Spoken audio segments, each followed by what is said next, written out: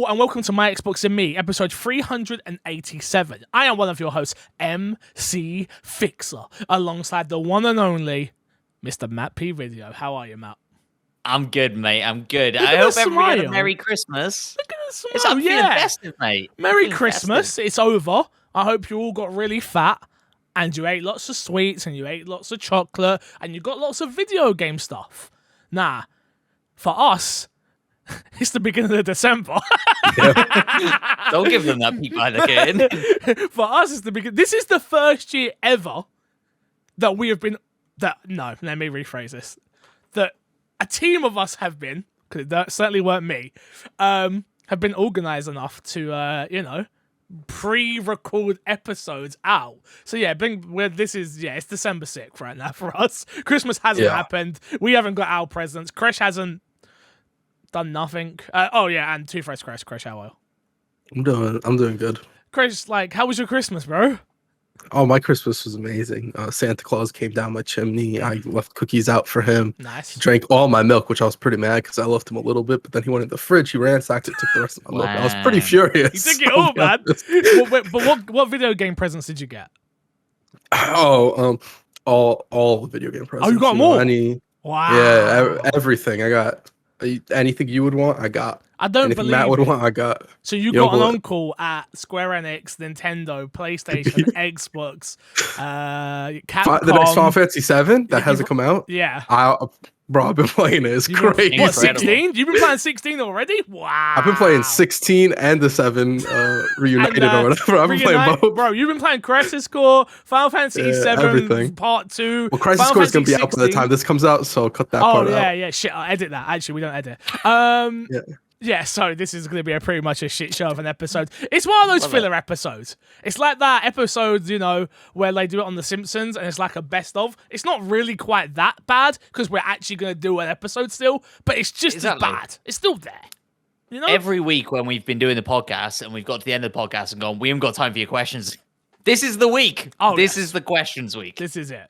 So if you didn't respond to Kresh's Discord message, feel bad for you guys. If you didn't know, this is My Xbox and Me, our weekly Xbox podcast right here on youtube.com/MyXboxandMe and podcast services. Remember, you can head over to patreon.com/MCFixer. Support us financially if you are able to. If not, no problem. A like, a subscribe, and a review is plenty for you. Patreon.com producers this month is Erengard and FNH Paul. Thank you, boys, so much for your continued support. And I hope it continues throughout the whole of 2023. No topic of the show this week. Like Matt said, we're just going to do a quick Q&A and discuss some of your questions. So our first one comes in, boys, from the one, the only, original Cookie Man. Nah, again, peek behind the curtain a little bit. We asked for Game of the Year stuff, so some of that's been flying in. On 4 weeks ago's episode, an original Cookie Man come up with some categories. So, original Cookie Man, this is the week that you have it. I need a list of all your categories. We're still gonna do our top 10 lists. We're still gonna do My Xbox and Me's top 10 list or top 5 or whatever it is we decide. But I liked what you came up with. So I want you to send us the categories because we might end up doing them in TikToks. We might end up doing them in a separate YouTube video. We might end up doing them as topic of the show on the podcast the week after the Game of the Year stuff. So please send in I want 10 categories from your original Cookie Man, So yeah. And good categories. Don't cheap out on this. It was. He did some good ones. I'm just messing Games around. for impact. Actually, I'm okay wow. with that. Matt hates impact. That was really ableist, wasn't it? Wow. I can't believe you just disrespected me because I'm dyslexic. Here we are, kick him off the podcast. I think that's what just happened. That's cancelable, right? It's cancelled.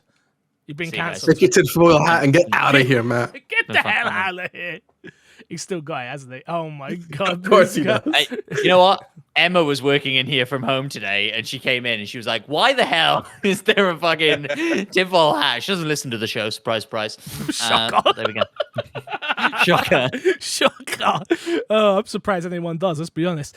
Into the question, though. In your opinion, what game franchise had the best sequel ever? Which game? And which game never had a sequel that you would commission?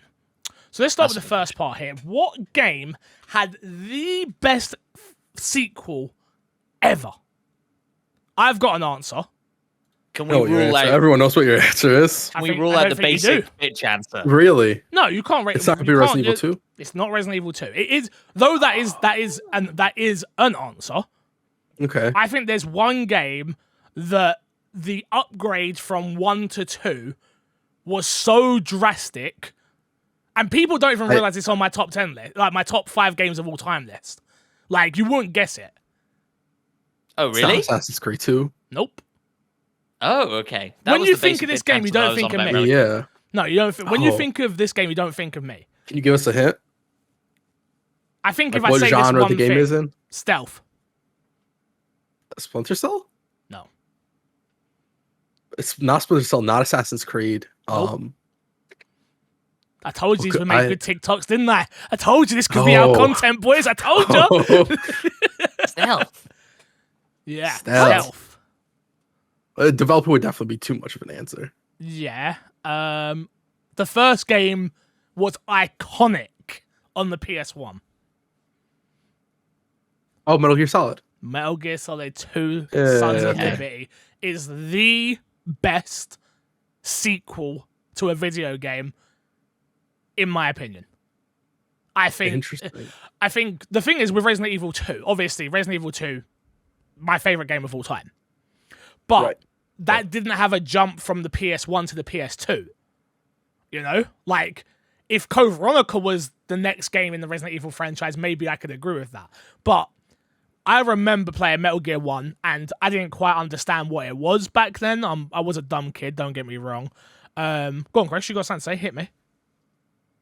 If I'm not mistaken, is it Metal Gear and Metal Gear Solid different technically? Metal Gear Solid is what I'm talking about here, yeah? Like, yes, Metal Gear. So I just wanted to know if you were talking about like, playing Metal Gear Solid 1 to Metal Gear Solid 2. No, yeah, Metal Gear Solid 1 to Metal Gear Solid 2 Sons of Liberty. I just wanted to clarify that that's what you're talking about. Right. Yeah. Yeah, for me, I remember, so it was I guess he would have been my uncle at the time, but they're not together anymore, so he ain't really my uncle. My auntie's boyfriend had a PS2, and he had Sons of Liberty. And I remember he got stuck on the part where, I don't know if both of you played the game before? No, never. Wait, what? I've never played no, that's not true. I played Metal Gear 5 briefly. But You've never played Metal Gear Solid 2, Sons of Liberty? No.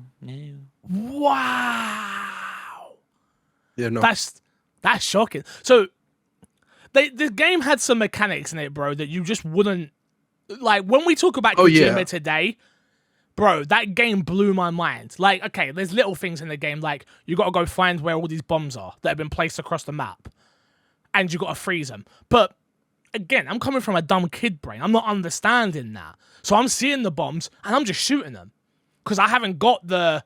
there was a part where you get the stuff to freeze it. And that game is just, like, next level. And Metal Gear Solid 1,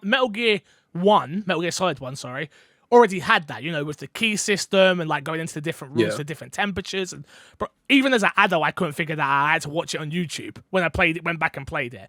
So I beat this game, but I had my friends. You've heard this story before, and if you haven't, here you go. Obviously, my friends used to come over and watch me play video games before there was Twitch, and they used to pay me in biscuits. My friends. Yeah, that's a true story. I'm not going to lie to you. I know. It's one of my favorite stories. So they used to come over all the time. And, like, it was one of those games back in the day where, like, you go into school and be like, oh, did you find this? Yeah, I found that. But I didn't have friends that played video games. So my mate Daniel did. So he would come home and tell me his friends' stories. So he'd come home and be like, yo, he said that you can do this. Or this. And I'll be like, no, you can't. You're a liar. And then I did it. And I was like, oh my God. Like, it was just a different world. And I do generally think it's one of the greatest games ever made as well. Yeah, well, I mean, I think that game and like that era of Kojima in particular, like really set him up to what he is now. Because that was Yes. also like, oh, if you don't play the game for a week and you're on that boss dies, and then Mm-hmm. certain bosses you have to plug out the controller and put in a different slot. That was just really different at the time, and I don't even know how much of that stuff with how gaming is today, how much of that stuff you can do today as well. I think the Definitely only not. way you can, I remember back in the day, Greg was saying it before Death Stranding come out, and he was saying, Greg Miller, for those who don't know from Kinda Funny, and he used to say about how like, oh, Kojima was saying the game was already started. He was like, oh, I wonder if you had your console connected to social media, would that be able to pull in and be like, oh, I've seen you've been on Twitter in the last hour and something like that. I always wish that was actually true. Because that's like the extension of that now, right? Of like, oh, Yeah. I see you've tweeted at Kresh, fix your late half an hour for the podcast, and you go, huh? Like, how do you know? Like, that's the extension of it now, which I think someone could do it. I don't think it's going to hit the same, and I think it might be a little bit corny. But I was gonna say, I also don't know if people would trust like games to like be pulling from their social media and stuff like that. There's a bit of a distrust thing, yeah. Like, because in Metal Gear, it was like creepy because it would read your saves on your memory card, wouldn't it? yeah. And tell you what games you'd been playing and stuff. yeah, Now also there's less mystery. Like, we know that kind That's of the technology problem. exists, right? And so like Yeah. it wouldn't be, if it looked at your trophy history, your achievement history, and read a couple of games back to you, that wouldn't be impressive to anybody. And so I don't know what you would do that would be impressive. But yeah, I remember the same conversation happening around Death Stranding of the game's already begun. and it hadn't. It hadn't. It was bullshit, right? Just Only in the Kojima sense- talking. Now when only in the Kojima sense- says stuff, it's just, you know. Yeah, Yeah. that the trailers were weird and people were wondering what the game was. That was what he was talking about, right? And so, yeah. But yeah, that to me is the greatest sequel ever made. It's a Not game mad at that that lives with me to this Not mad day. about it. Yeah, lives with me to this day. Matt, what about you? mean- Have you got one in your head? Or sorry, go on. Well, I was going to say I'm mad about it in the sense that I always get told off for PlayStationizing this podcast too much, and you come at you with Metal Gear Solid. What I will say is it's the Q&A episode, and Ooh, what I always And say it's- is I grew and up as a PlayStation kid. Like, that's it. most of my history in gaming is with a PlayStation. PS1, PS2. I didn't get a PS3 until The Last of Us had been out for a year. And I bought it off of a friend, and I didn't even care about it. I bought a PlayStation 3 off a friend for Last of Us, Uncharted, and Metal Gear Solid 5. I never played Metal Gear Solid 5. I owned it. Wow. I own it. I still own it, and I've never played it. It being the only Metal Gear Solid that I have played, some of, it's very Wild. good. It's very good. Yeah, it's but yeah, forget all that, man. Like my history as a kid, I can't change that. I can give you the stories You of should. me. I can Go give you the back and change your stories of, fix. you know, my dad stealing my PS2 and replacing it with an Xbox and leaving me with nothing but the Incredible Hulk. Do you want that story? I don't think you do, because it isn't very good. That was about all Well- that happened. The Incredible Hulk on the Xbox was actually going to be my answer for the next one, which is what game deserves a sequel? I'm sure. Was it really? No, obviously not. Okay, Come I on. was gonna say. But for what game franchise has the best sequel ever, to bring it back to our Xbox friendos, Halo 2 has to be in the conversation. Yeah, for sure. I think on. there's no way you don't put Halo 2 in that conversation. Revolutionized multiplayer in a lot of senses. Yes. I think- Fantastic campaign.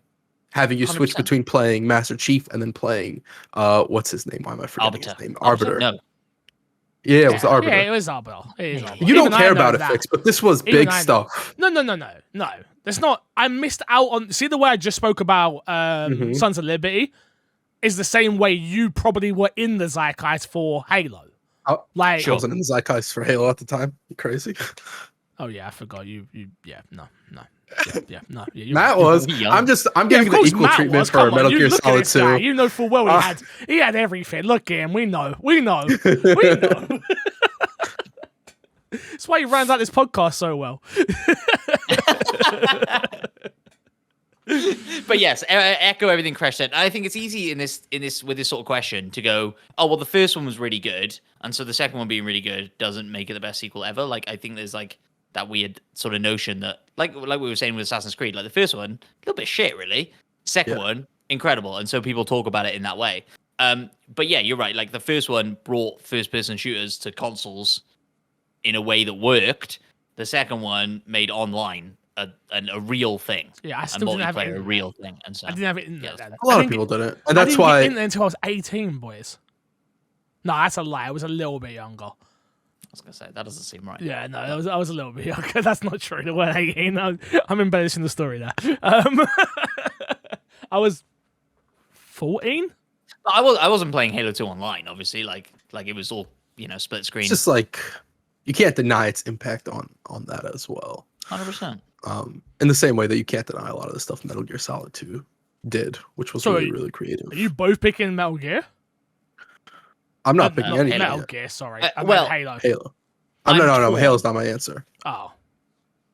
I'll very briefly then chat about my other answer, which would have been. There's no briefly, fam. This show needs to go long. Just Oh, fair enough. Yeah, you're good. Just keep going.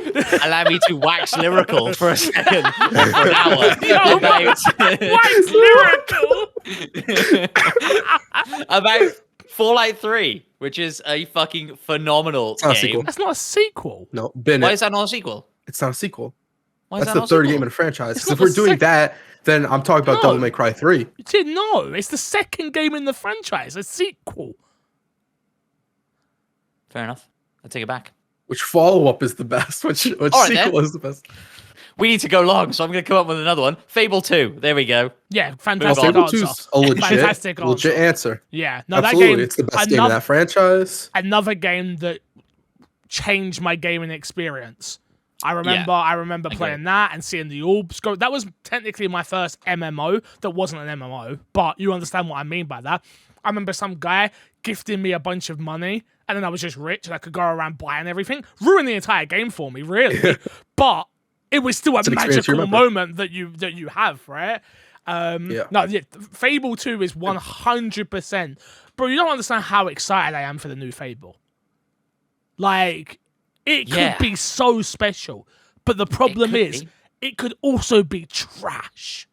Also, think- Fable 2, not that long. Like, huge scope to it. You could spend a long time in it, but the actual game, not that long. And you talking about getting to a stage where you, like, break the game and break the economy of the game. Yeah. I think by completing that game, most people would have got there. Most players would have got to that and been able to buy every shop and every house and increase the rents and be that guy.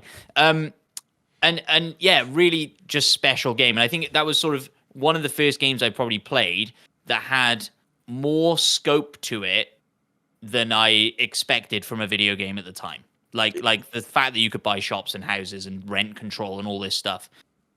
Yeah. The best thing about Fable 2 is that a lot of the scope is optional. And I Yes, feel like a that is lot also of games with a very big scope is like, if you look at Assassin's Creed Valhalla, for instance, like you have to interact with a certain amount of that scope just by the nature of the leveling requirement. Yep. In a lot of those games is like you Yeah. have to interact with stuff you may not want to. With Fable 2, and I think something Fable, I don't remember, I can't recall if Fable 3 actually made you interact with a lot of the stuff. Fable side 3 stuff was as well. Fable. I was enjoyed not a great Fable game. 3 for what it was, but Comparatively, not. comparatively, it's not even close. Yeah. I agree. And that's kind of what worries me about the new Fable is that, as with so many games that we play nowadays, the scope of it will just be so huge.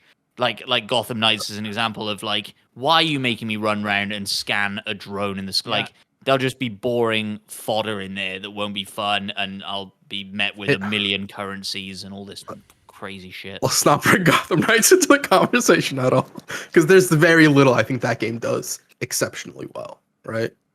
If Sure. anything. But that's what I'm So worried about. I'm worried about the scope. They run away with the But- scope and they don't do anything exceptionally well. They do everything fine. I think I'm more worried about, because like what you see in a lot of games and game design issues is that games will sort of start to introduce side stuff, but then it's like, hey, we spent all this budget on these side activities. We can't have people just not do them, so we're gonna force people to do them so that they interact with those parts of the game, which I think ends up ruining those sort of experiences. Instead of them coming out the way people will talk about it, it's like, oh yeah, I went down this way and I found that. It's one of the things about Elden Ring that people really liked. Elden Ring didn't force you to do anything. So a lot of it was discoverability, and a lot of these games have that scope to do it. The difficulty is, how do you justify the cost of making that scope a thing? Well, And I think that's something I'm realizing as well is like, yeah, you're absolutely right with your comparison to Elden Ring, and the fact that Elden Ring so doesn't hold your hand. It's not throwing a menu in your face every 5 seconds to tell you how this mechanic works. Either you figure it out, or you don't. And I think I actually prefer that. Like, I understand that's a barrier for a lot of people, but like with Midnight Suns that we've been talking about, like the amount of tip screens that I'm reading and menus and He'll repeat tip Good screens a talk- lot as well. yeah, because it has to, because it's got so many Yeah. deep mechanics in that game Which- and ways to craft this and upgrade that and do this. Yeah, I want to be in a world like Fable. I want to be immersed in that world, thrown into that world, and I'll figure out the stuff I want to figure out as I go. You know what I mean? Yeah, and there is a good middle ground to that, to them Sure. giving you tips and like having a quest log and stuff like that, right? It doesn't have to be Yeah. exactly like Elden Ring esque, Absolutely. but you can absolutely let people explore and find stuff. And if they don't want to deal with the housing economy and they want to let everybody live in these houses rent free, like just let people do that, you know? Yeah, for sure. For sure. Let these people live, man. They deserve to live. Yeah. They deserve to live. But Fable's a great shout. So wait, what are you coming down? Is Fable 2? Is that your answer? Oh. This answer matters, Matt, because when someone comes up to you in Germany and goes, I can't believe you picked this as your best Yeah. sequel of all time, this actually matters. This isn't one of those, I'm just going to say something and no one's going to care. Well, look- I'm going to hold you to this for the rest of your life. Here's what I'll say then: is because it's not what do my Xbox and me think is the best No. sequel, or what does the gaming industry think is. In your It's what opinion. I think is the best Yeah. sequel. I'll say Fable 2. Okay. Okay. I respect Okay. it. Crash? Mine shouldn't be a surprise to many people. It's actually Assassin's Creed 2. Makes sense. Yeah, I thought you were used to gonna- be- I thought you were going to What? have a joke then and say it's Killer Instinct 2, and I was going to be like, one doesn't No. even, it's not even a thing. no. That No. Battletoads 2 Uh, game, that was amazing, bro. I uh, loved that. Honestly, fire, bro. No, Assassin's Creed 2 was like such a glow up from the first one. And I love the first one, but like the first one 100% had its issues to going and having Ezio be customizable, giving us a character that's interesting in a world and a setting that's interesting and exploring what Assassin's Creed does best. I think that game set up the franchise to like what we know as today. Without Assassin's Creed 2, it obviously wouldn't be there. And it also, that game in essence also had a echo effect to a whole lot of open world games, things like that as well, where it kind of helped shape a lot of open world games to what they are today in a lot of aspects. So I don't think you can go without mentioning it. For better and worse. Oh, absolutely. Yeah, absolutely. Ubisoft found something that worked and they ran with it. I think like people even talk about that like Ezio trilogy now as kind of being its own thing, right? And I think if you look at it like that, I totally agree with you. I think like Brotherhood, I think, is probably my favorite of the Assassin's Creed franchise. But yeah, you're absolutely right. The step up was insane. Huge. Origins is the best. It's not Assassin's Origins, Creed game. Fix. Origins You're- is the I mean, best. that's- I think so you just good. have a thing for games with origins. Like that's Arkham shit. Origins, Assassin's Creed Origins. That's just it. Wow. Like that's the starting point. That's my favorite. I like starting stories, you know. I like it where Any- it begins. Any other game that needs a shout? I mean, I'm Gears sure, of War 2. I mean, Gears 2, Resident Evil 2, What's the game that's getting a remake now? Horror game, not Gears of War. Silent Hill. Silent Hill 2. Never Silent played Hill 2 is a very good shout. Never It breaks played it. my heart, Fix. I want to watch you stream Silent Hill 2. Why don't could happen. Why don't we? It could happen. I mean, why don't we play it together?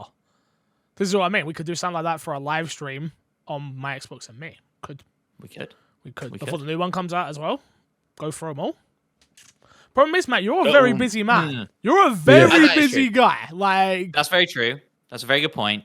Also, when you said go through them all, let's definitely not do that. watch a There are YouTube definitely- video to watch the first one so I know what's going on, then play two. Sure, Okay. if you really want. No, I But do. they, want. they don't even have all that much, like, through. You say that, but I need to know. Oh, yeah, fine. I need to know. Don't find me. How dare you? Just because I was late today. Jeez. But Fancy go find talk me. about the glow up from Assassin's Creed 1 to Assassin's Creed 2, Silent Hill 1, Silent Hill 2. Not as much distance between them, but my god, is that a glow up? Yeah, I think again, Resident Evil 2 is a huge glow up. Zapping system, again, another system that back then was like, oh my god, now doesn't have the same effect, obviously. Yeah, Gears 2 is definitely a great answer, especially coming off of what Gears 1 was. Gears 2 is a Yeah. fantastic game, but the problem is Gears 3 is just so much better. Yeah. I was gonna say it's not the best in the franchise, so it's No. kind of it gets eclipsed by stuff that comes after it, unfortunately. And I'm sure this is the sort of question where a million people could tweet at us examples that we haven't thought of, and we'd have to go, oh shit. And 100% shout out to Joe and Mac 2. Fantastic game. Bro, this Fair. guy. How do, It's a how- legit answer. Joe and Mac 2 is a fantastic game. It's a sequel. It fits the category. Sequel. Sims 2. Sims Yeah. 2 is How's fucking that not a brilliant. sequel? Well, because I was thinking like there's no like storyline that carries it through, and so It's it's still a a sequel. sequel. But yeah, I kind Sequel of, doesn't need yeah. narratives. Guys, I would say sequels There's so for many video we're games. missing. I mean, you could go Portal Yeah. 2, and people are like, how are you Oh not saying that? yeah. Like, well, why are you shaking your hand like it's not a sequel? It's literally a sequel. Because if 100% it's a sequel, totally agree with that. But if you were going to say to somebody, "Hey, go play a Portal game," there's no way you'd say go play Portal 2 or Portal 1. I don't think I'd say that for a majority of sequels. For a good amount of sequels. Silent Hill, Resident Evil. Fix, would you tell people Halo? not to play Resident Evil 1 if they're going to go and play Resident Evil 2? What, OG? Yeah. Yeah, just start with 2. Okay. Interesting. The man has Well, spoken. Yeah, you could. I mean, if you want a better experience, I mean, Resident Evil 1's a fun enough game. Don't get me wrong, but if you're like, I've only have a certain amount of time, I would tell you, yeah, play 2, because I think that would bring you into the universe Now- a little bit better than what 1 would. But what if somebody has all the time in the world? Do you tell them, Then like, oh, if don't you've got bother time with and one? you're gonna- It's like, No, I wouldn't tell. This isn't a Mass Effect situation. I wouldn't tell them. because I was going to say, skip I was one. exactly No, going to bring yeah, up Mass no, Effect. no. Speaking of, I think Mass Effect deserves to be in the conversation as well. Yeah, 100%. Kingdom Hearts as I well. was gonna say not Far Cry, Jesus. BioShock is what I was thinking. No, I don't No? think most people would agree with you No, for Bioshock. no. I think gameplay wise, if we're looking at just from gameplay, I think Bioshock 2 is a better game, but narratively and all other aspects, I'm pretty sure most people prefer the first and it's Bioshock Infinite, right? Yeah. Bioshock 2 is the worst Bioshock. Not by as large a margin as people talk about it. Okay. Sure. Let's move on to Plus- the next question. Oh, go. No, you're fine. It was going to be a dumb joke. It was It's a gonna- fine. Hit us. Go. Nobody's in the multiplayer service of Bioshock 2 anymore, and that was the best part of that game. Oh, yes. No, I agree. I mean, it's hard when there's multiplayer, right? I think it's the same with like Last Actually, of Us. Last of Us a game multiplayer is that'll- meant to be amazing, and Yeah. If you go to like Modern Warfare 2 multiplayer, you're probably going to struggle finding some matches at this True. point. true. So Next question. Duven says, have you guys thought about having listeners on the podcast? Like maybe once. we didn't answer the second part. No, you're Oh, right. sugar, And the second you're part's right. really good. Yeah. You're Yeah. Sorry. Which game that never had a sequel made was I'm a- your Easy. mission? Easy answer. Sunset Overdrive. 1000%. What a shout! I wasn't even thinking that. That's a shame on me, on 1000%. the It's not Xbox even. It's not even a question. Yeah. Sunset Overdrive. There's other games that I think, like, honestly, a lot of the Xbox One lineup, Rise of Rome. Rise Son of Rome as Yep. well comes to mind, where that game was way better than I thought when I played Yep. to it. And I'm like, I should have played this way earlier. It definitely deserved to be received better than it was at the I time. mean, there's that unfortunately. Wolverine game. That's what I was thinking as Origins, well. X-Men and Wolverine. What if Santa Monica just come out and go, oh yeah, not Santa Monica. Who's working on the Wolverine game? I don't. Nobody wants to do it. Nobody wants to pick up that Insomniac. storyline. Insomniac. Nobody wants to pick up that story. No. This is the They're just movie like, story. yeah, Nobody wants to touch it. sequel to It that. was one of the rare occasions where the game was better than the movie, There's I only know, which is there's, incredible. wild. there's only one right answer to this question though. Though I think Sunset Overdrive is a close second. Bully from Red Dead is from Rockstar is 100% the answer. It is. It is. No, it is. You can go silent. You can pull faces. 100% is the Is answer. it? Yes.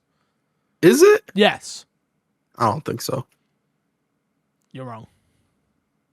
Could be I think wrong. I would rather, and I would be more excited for a Sunset Overdrive 2 to get announced at the Game Awards, which you've already seen watching, listener.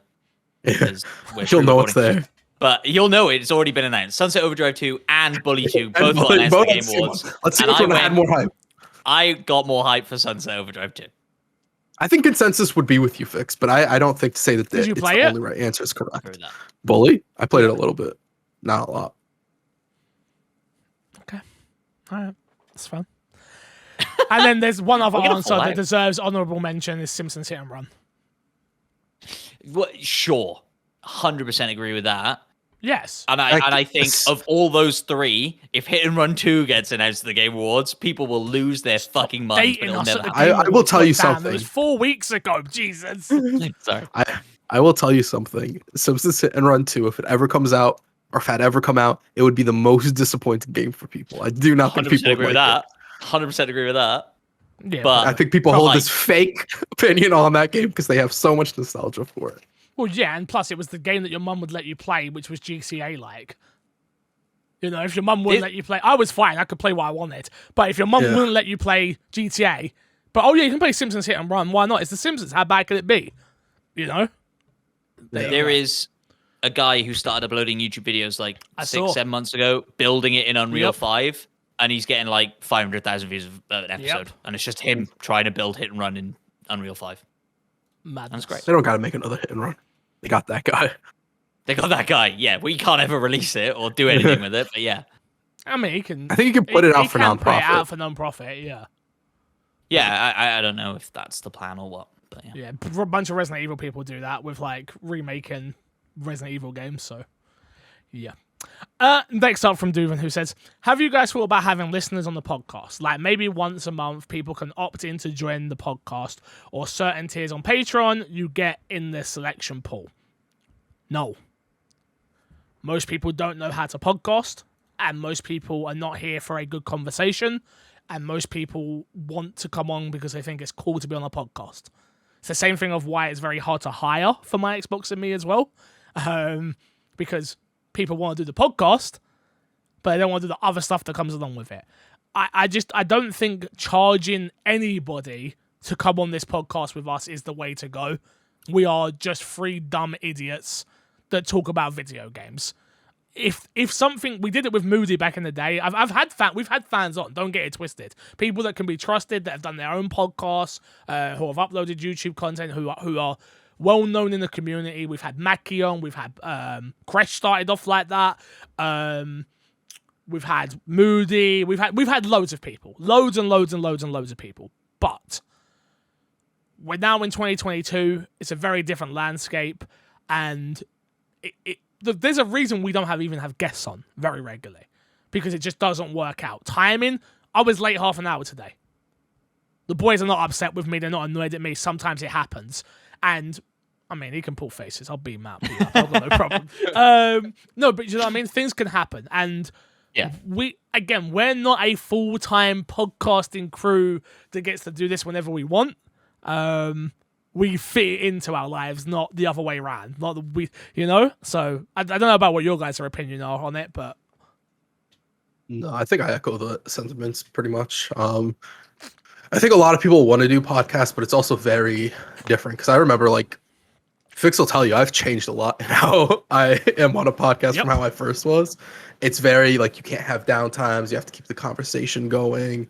It's very much flexible. It's like a puzzle thing also, where you have to, like, fit well with people. yep. Where it's like, if you ever listen to me and Matt recorded a podcast that never got uploaded because it got destroyed for very unfortunate reasons. It was the best podcast me and Matt have done because there was, I feel like, less dead air than there was the first time. And to have somebody who doesn't normally podcast as well come into that, if me and Matt on our own are having moments where there's a bit of dead air, imagine how it is with somebody who's never podcasted as well. Yeah. Unfortunately.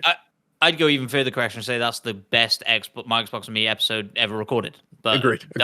They'll never see the live day, unfortunately. Never. So. I actually think Fixer probably had some nefarious. It wasn't even hand around. in the It had failing nothing of to the do recording. with me. I mean- Act Zencaster.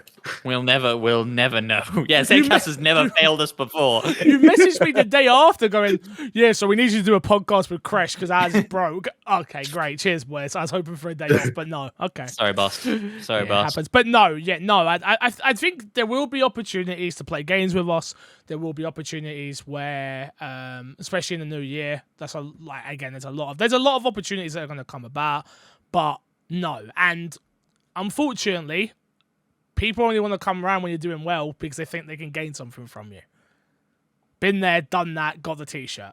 There's a lot of people like that. They're hoping to gain an audience, and that's how it is. But in collaboration, it has to go both ways, not one Yeah, way. and I'd say when you said like there's gonna be opportunity to play games with us and stuff, that's way more fun. Yes. Than coming to the pod. Like, Also- like this is great. Like, don't get me wrong, we have a great time doing this, but like the playing Warzone with us and fucking around or whatever is gonna be way more fun than coming on the pod. Yeah. Also, never like. I would say never say never, because like, right, you come on, we're playing games, whatever, you join, and there's like clearly like there's what's It the word I'm fits. looking for? The puzzle piece. Yeah, it fits. And then it's like, okay, this week we're gonna be talking about this game. Oh, that person's really well versed in that game. Maybe Yeah. we ask them if they want to be on the podcast, whatever. So it's a never say never situation, but not a like, yes, we want to do that, whatever the Not- case is. It's not more a than likely no. pay Not us in spite, not in $100. Yeah, and yeah, you yeah, can yeah, come we on the never do that. podcast. Like, no. Never Yeah. did that. No. Okie dokie, moving on. Next up from Duvan, who says, can we have live stream / recording of my Xbox and me host playing Callisto Protocol or Dead Space in the dark? I'd actually quite like to do Dead Space. I think that could be cool. Is this right? You better be watching the YouTube video right now, Dover. Is this what you want? This is the this is the vibe you want for a streams? live stream. People like the Maybe vibe it for is. horror games. For horror games, people are with it. See, but Fixes is Absolutely. way better. So if you're not watching the YouTube He's channel, still sorry, well everybody. lit. Yeah. Fixes is way better. I could do this. Wait, no, wrong one. Hold on. I don't This think is they want it to be quality blinded. podcast content. Quality podcast and some content. Hold on. There you go. How's that? Is that better? There you It's a go. little bit better. A little bit. It's not bad, right? Exactly A little like bit better. Fixes. A little bit better. You just need a light in Anyway. the background is the problem. If you had something in the background to like... Too bright, Matt. Too bright.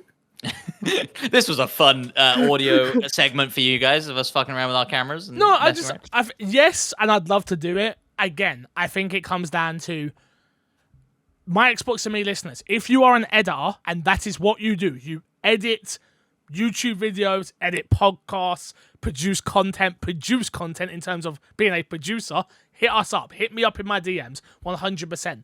We just don't have the bandwidth at the moment, is all. Because I'd love to say, cool, me and Kresh have probably got the most time out of the three of us, right, to do stuff like this. And I could be like, Kresh, me and you are playing through the whole of Dead Space, but then you got to remember, that is just me and that is Kresh just literally watching me play Dead Space and then commentating over it. And does Kresh want to do that for 20 hours? Probably not. For it to get 10 don't know, man. views. For it to You get don't 10 know. views. I think if we were drawing in views like that, yes, maybe. Yeah. I don't think people quite understand how hard it is to grow a YouTube channel, and to grow a YouTube channel off of gameplay is even harder. Yeah, and that's not even like, it's different if it's like, hey, can one of you guys stream Callisto Protocol Sure. or whatever it is? It's a very different conversation that can two people like, or even three people sort of like limit their time of doing other stuff and like get together for one video that probably won't perform super well. Yeah. Like, that's another question. And so that's like another aspect of it, unfortunately. To slightly shift this question ever so slightly, are you guys thinking you're going to play Callisto Protocol before the end of the year? No, Yeah. not before the end of the year. As soon as they put out an update, I will play it. Right. The plan Because was I was in a to, similar boat. but no, not now. Exactly. think- Like the way people were talking about it, it was going to be involved in Game of the Year conversation, and then the reviews come out and are so Yeah. middling that I'm like, oh, I need to get to Pentiment, which I didn't think I was going to play. I think but that it's it's getting like, yeah. insane scores. And like, shit, if we're gonna have that conversation about Game of the Year, I need to play Pentiment. And so like, Pentiment's for sure Yeah. high priority, I feel like. yeah, I think Pentiment, like out of Pentiment and Immortality, I think are something we have to figure out if like one of us is going to play it. Because I do think those. I don't think the thing is like with Immortality is it gets a lot of praise. I don't know if it's any of our wheelhouse. I don't think it is.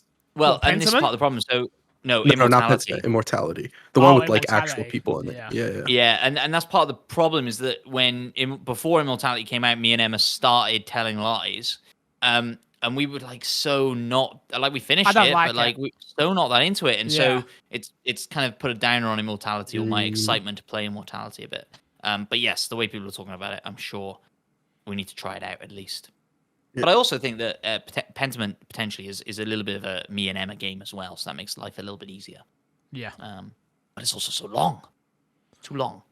Yeah, I'm gonna be a lot better next year. I've got the Steam Deck, so I can chop away at games a little bit apart, a little bit more. Not only that, like I said, I want to stream more like on YouTube, so whether that's on my Xbox and me or my own personal channel, I'm just gonna have more time. And I know we've joked about like obviously the RP breaks and stuff like that. We'll find out on Sunday if I've finally achieved the thing that I've been working for the entire year. So yeah, though most of you don't give a crap, but yeah, it'll be interesting. Trust me. Either answer gives you a little bit more time to play other games outside of RP as well. Well, 100%. What other way it goes. Yeah. 100. Oh, I'm done with roleplay if I lose and don't get whitelisted. I'm telling you, like, nah, like there's nothing more I could do this year. So, yes, it's what it is. It's what it is.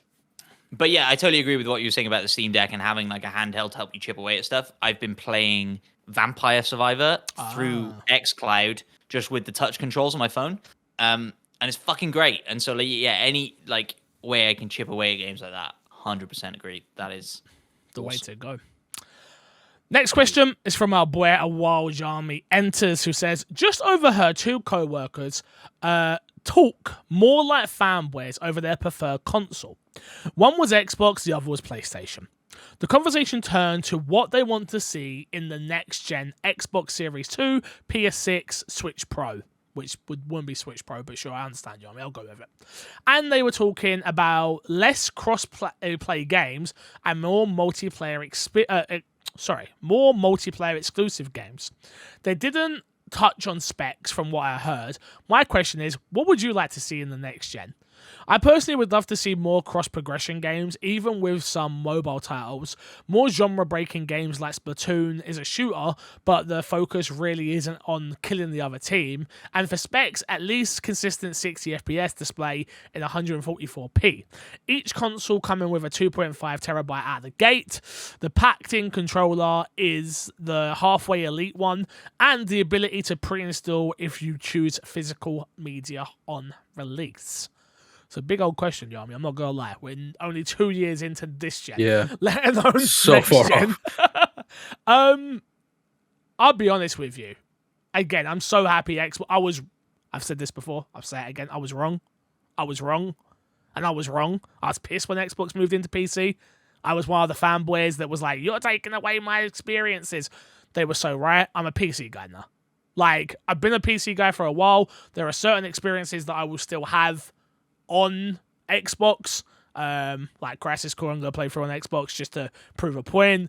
I bought Persona just so I could support Persona, like things like that. I will still, and I'm still Xbox through and through. I will still be buying the next gen of Xbox, whatever.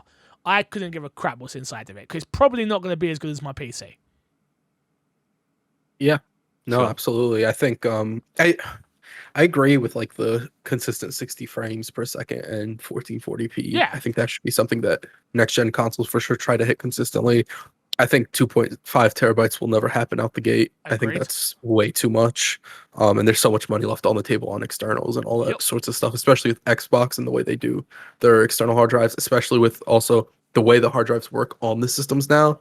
The cost to have a 2.5 in the system is also probably like... Matt disagrees. I'd love to hear Matt's rebuttal here. Vehemently. Moore's law. Memory gets twice as cheap and twice as fast every 18 months. And so in 6 years' time, when we get the next Xbox, absolutely we'll have 2.5. But like, gig. if they give us this same type of hard drive, people will be disappointed. There needs to be an improvement to it. So they have to go to the faster option whenever that is. So it'll be the faster version of a 1 terabyte. It's easier to sell the faster option than it is to sell the bigger option. Agreed. Even if it's not as efficient, even if like for the player, even if it would be better for them to have the slower option but more, they will always go for the faster option because it's easier. It's like the teraflop conversation or whatever it is. It's a box quote like, oh, this has such and such speeds or whatever. I get what you're saying and I agree with you. Like, it does get cheaper. That's why you could buy what used to cost like $100, you could buy it for like $30 or $40 a lot of the times now. Yeah. And yeah, maybe you're right. I just think like we're going to get to a point, I think, in this generation where some games are going to be they're going to be over a terabyte. Well, What? maybe not. Maybe not. No. Over 200 gigabytes. Okay. Easy. I agree. And so the Series S all of a sudden becomes almost obsolete. Yeah. That's why you shouldn't have bought it. The Series S is already like a smaller option. Yeah, It's the 100%. Series S is like the side console. I Like, just it think 100% is. by the time we get to Series S2 as Xbox Series X2, Series XS2, Like that, what am I trying that to will say? have a bigger hard drive. I don't think Yes. they'll be able to keep this hard drive side for a Series S, but not a Series X. But Yeah. the you could also always get an external for the Xbox. It's like, oh, you want to play that game? You're gonna need this for it if you want to play it. Unfortunately, because the console's like comes in at such a cheap point. Just I don't think 2.5 terabytes is out of the question for the next Xbox Series How much does the Series X have right X2. now? 500 500. something. Oh yeah, gigabytes. 2.5 is out No, of no, the no. question. Sorry. No. No, 800 Oh, okay. gigabytes, right? it's a 800. terabyte, but you get 800. It's a terabyte. Yeah. Yeah, I think 2.5 is out of the question. I Absolutely agree. not. I do not. It's such a big jump. What I will say that to change it a little bit, yeah. The only thing I will say is, I'm disappointed that we're not hitting 60 FPS consistency on this console. Like, that's something I am surprised by. I can tell you exactly what it is. I've talked about it. It's my biggest gripe with this generation. It's the push for 4K. Like, that is the problem. Yep. It is this insistent need because 4K is the bigger selling point. People know what 4K is. They get it. 1080p goes to 4K. Like, it's easy to sell. But that is the biggest issue with it. It is they want to go to 4K. They want to have ray tracing because that's the big selling point as well. Yeah. And then they're like, okay, well, we're going to sacrifice frame rate. And that's Also- always the biggest issue.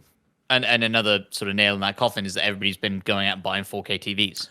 I was Yeah. just, Right? I was And so they literally feel like- just about to say, the Yeah. TV manufacturers, Microsoft have just partnered with Samsung. If you don't think there's a conversation there that's like, yo, we need a selling point of like why to, like, it was back when, like, I remember back in the day, I know we're at the World Cup right now, but football used to be the thing in the UK to buy a new TV for.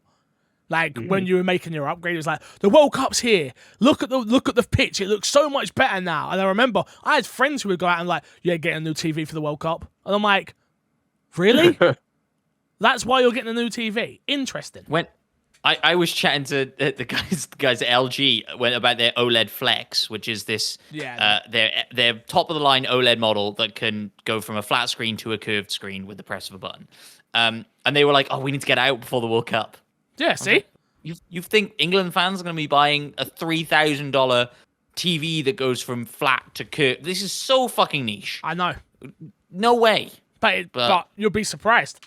Well, maybe. You'll be Maybe, surprised. but, You'll be surprised. It's wild. It's wild. It is wild. I don't know if we really answered the question. I think, do you know what I mean? Honestly, like I say, whatever it isn't going to be as powerful as what I probably will own in the future in terms of from a PC perspective. Not to be Sure. that guy. I understand consoles still exist and I will still buy a console or whatever happens. I don't know if I'll have a relationship with Xbox by then. So for me, it's just a case of whatever they put in front of me, I'm going to buy because I support the brand. Yeah.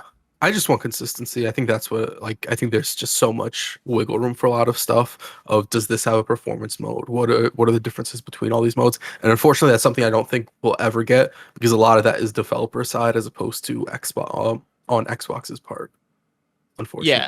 Yeah. I do think over this generation, though, we will see more consistency. Like it's always happened, right? The games at the end of the generation always run and look so much better than the games at the start of the generation. The updates I keep seeing from, I've never been so engaged in Unreal Engine's updates. Like, I'm watching all these videos. I understand maybe 50% of what's going on, but some of the shit people are doing is insane. And getting better performance and better looking games than ever. And so, yeah, it feels like we're on the right trajectory to get increases in performance all around. Yeah, you also have to remember, like, a lot of games, even when we talk about Gotham Knights, people have to go into Gotham Knights remembering that for a majority of that game's lifespan, it was being developed for old gen as well. Yep. So there are bottlenecks and stuff that held it back because of that too.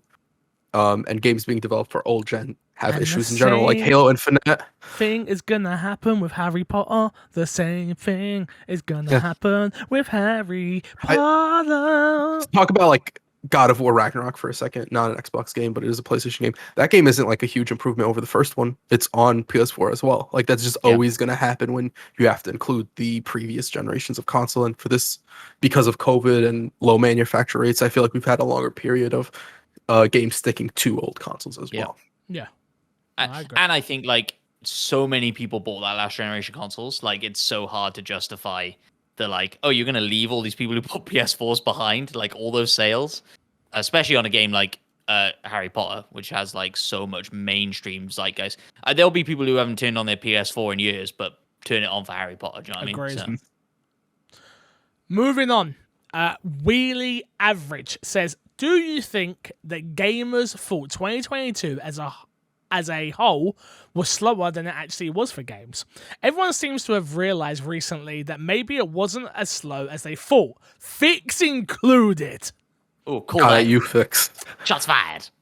I think no, I don't think the argument was ever slow. And again, remember, my conversation always came from an Xbox point of view on my Xbox podcast. Xbox had a slow year. Yeah, to be fair, I feel like a lot of people, even outside of the Xbox conversation, were like, this is a slow year in gaming. And I would probably point that to being the fact that the summer season was so dry in terms of big games. Yep. And so you had the moment where a lot of people were at home, a lot of kids were at home, a lot of people were off vacationing, whatever it is. There wasn't any new games to like cover up that period. Because like we've seen, like there was a really strong start in the beginning and there was a really strong start at the end here. But that middle period was pretty dry for big games. I think we got good indie games. But again, like people usually don't judge how the year in gaming is going based off indie games. Agreed. Yeah. And the headlines for so long were like every other week. It was like, so-and-so's been delayed. This has been delayed. Yeah. And that's been delayed. And now that one's been delayed. And so it's like you had an expectation for what the year was going to be, and it got shifted, right? And you're right. Like, same as every year, right? So many incredible indies come out. Like Cult of the Lamb is one I'm thinking of, like, for sure up there in the Game of the Year conversation. But doesn't really move the needle. That came out this year? It came out this year. Yeah. Yeah. Tunic as well. Like Yep. Tunic, Yeah, those are Tunic, both games that move the needle for like the week they were out, and then they drop off very heavily. Yeah. Yeah. No, I look, I know that I was critical this year of games. I understand that. I also know that my game taste changed this year. My entire life changed this year, to be honest with you guys. Like, it was one of those years. It's been my busiest year as a business, as MC Fixer as the product. It's been the busiest year ever. I made the big transition into being a PC gamer over a console gamer. I obviously made... Yeah, I know, disgusting, Crush. I also... shit, what was I going to say? I also became a streamer that only played one game. Like, life just changed for me so much this year that... When I was looking at it, and I'm looking at it from the podcast point of view, that's how I always look at my game of the year, by the way. It's like, I don't even count God of War and Horizon, which I missed out on this year, by the way. I don't think about that when I'm on this podcast.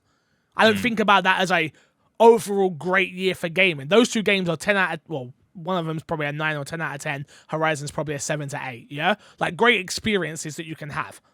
But they're not on this podcast. So you got to remember, when I'm not talking about Pokemon. I'm not talking about Mario Strikers. I'm not talking about Mario Party. I'm not talking about any of that stuff. I'm talking about what comes out on Xbox or in the Xbox ecosystem, which then includes Game Pass. That's what I'm speaking about when I come to it's a dry year. And all you've got to do is look at Game of the Year or the Game Awards nominations. What does Xbox have? Nothing. Yeah. You're absolutely right. And I think that it doesn't help you as well, specifically, that the game that everybody's talking about, the game that's been nominated for everything at the Game Awards, is not an MC Fixer game. I played it though. That's always my thing. It's like, as long as I go out there and play these games and have the experiences that I have, sometimes it will click and I'll go, "Wow, this was it." And it's happened. Sekiro. 100% like not a fixed type of game. But I played through it and you were enjoyed more it. on it than me. Yeah. But Elden Ring, I just couldn't. And again, it doesn't help when you got these two knuckleheads every week coming on the podcast like, "Yo, I played this and this happened." And not that they're not in a negative way, but in like a, I wish I was having this experience. I just weren't when I was playing it, you know? Yeah. So it is what it is. It is what it is. But yeah, I think as an industry though, we're changing as well. Like we're getting more people being like me who play one game, and you've got to buckle in. Gone are the days where you're able to play everything. Again, you come to this podcast, you know that I'm going to play survival horror games usually. Obviously, Callisto's a little bit of a different situation, but survival horror games, shooters, more than likely I'm going to play, and action third-person adventures. that come out on Xbox. You know that. When it comes to Crash, you know Crash is going to check out fighting games. You know Crash is going to check out Sekiro and things like that. Not Sekiro, sorry, Elden Ring and things like that. You know that. Matt P, I don't know what that boy plays, but he plays games. Everything. He plays games, like, you know, but you know what you're coming in for each week now. Like, you don't come in and expect to hear me talk about Elden Ring. And if you do, you're on the wrong podcast, right? Like, you should expect me to talk about NBA and go, yo, this year's NBA. Gameplay amazing, but just not for me. A Digimon game came out this year, and I didn't hear any opinions from you. I'm pretty brokenhearted right here. I offered to play it, do you remember? I said you should play it, and you said no. No, you shouldn't. It's not a you game. Absolutely not. Yeah. Let's do... Have we got time for one more? We got time for one more. Let's do one more. Yeah, unless anyone's got anything to add on that question, by the way. No. Last one.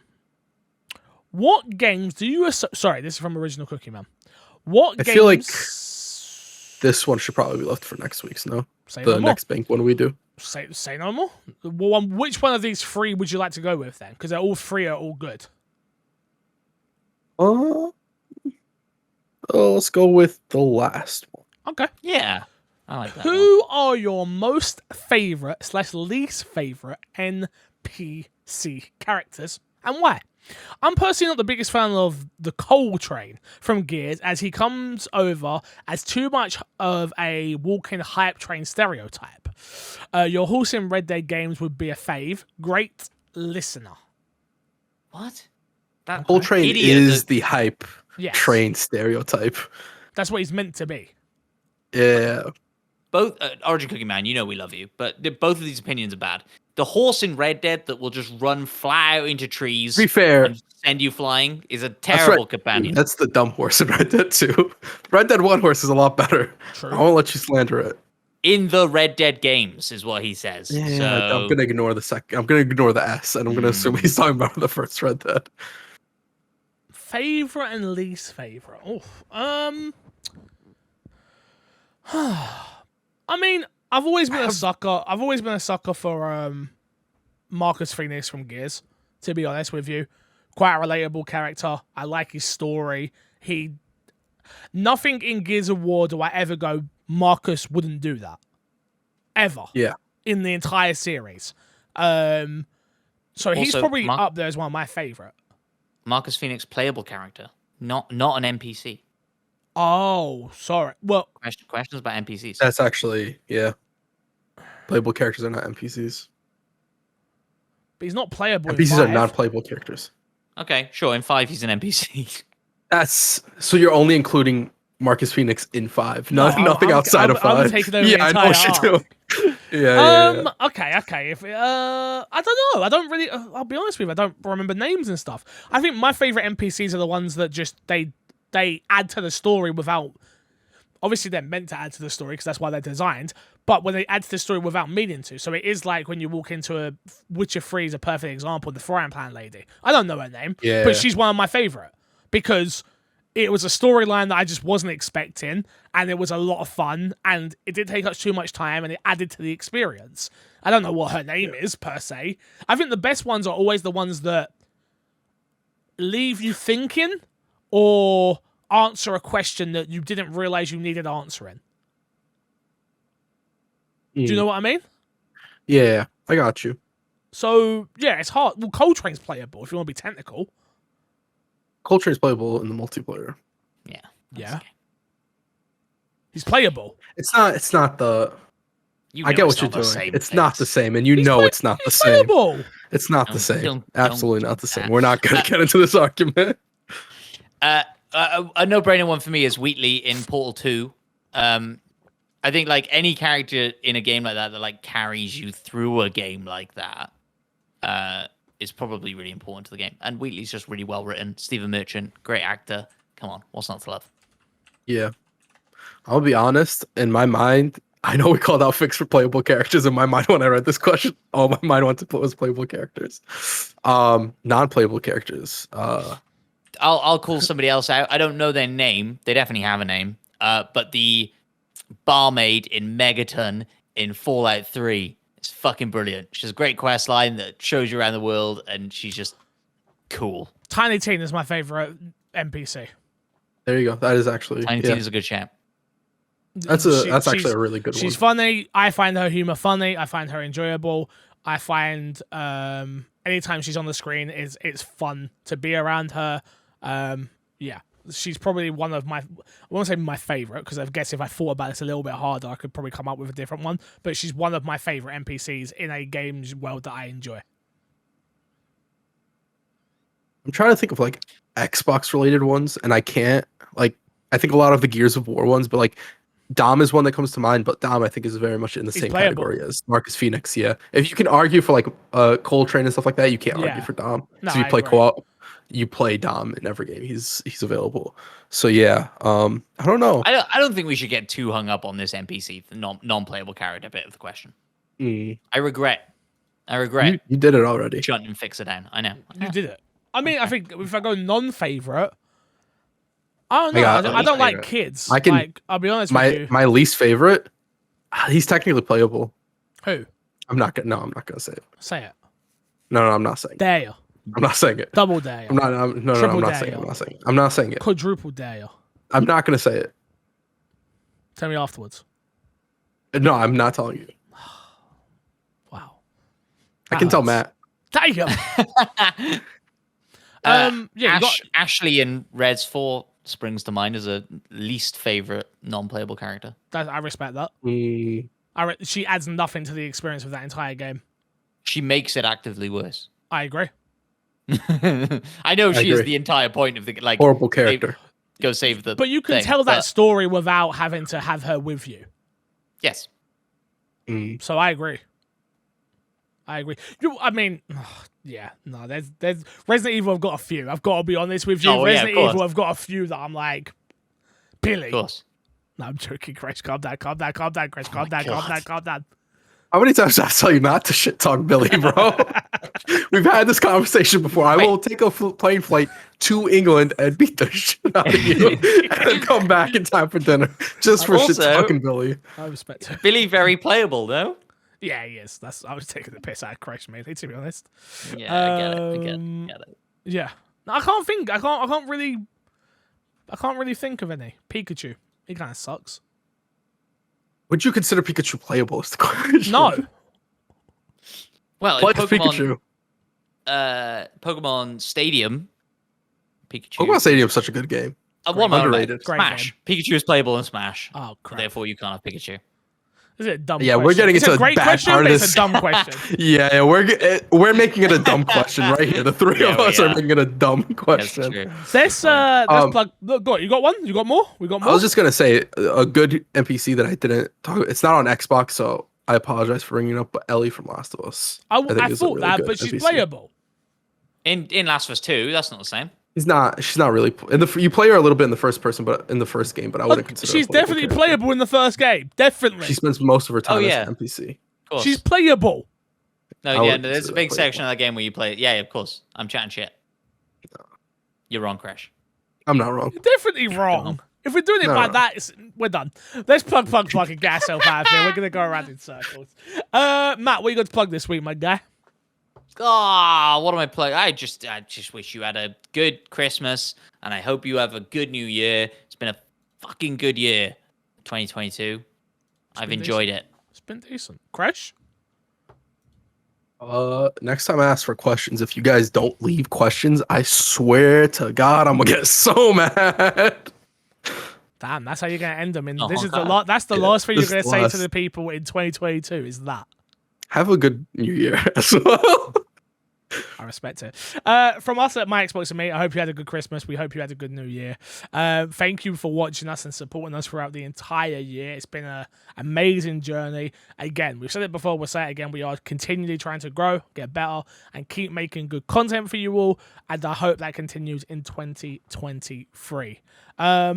Yeah, man, it's been an interesting one. Until next time, we will love you, leave you. See you all later. Goodbyes. Bye.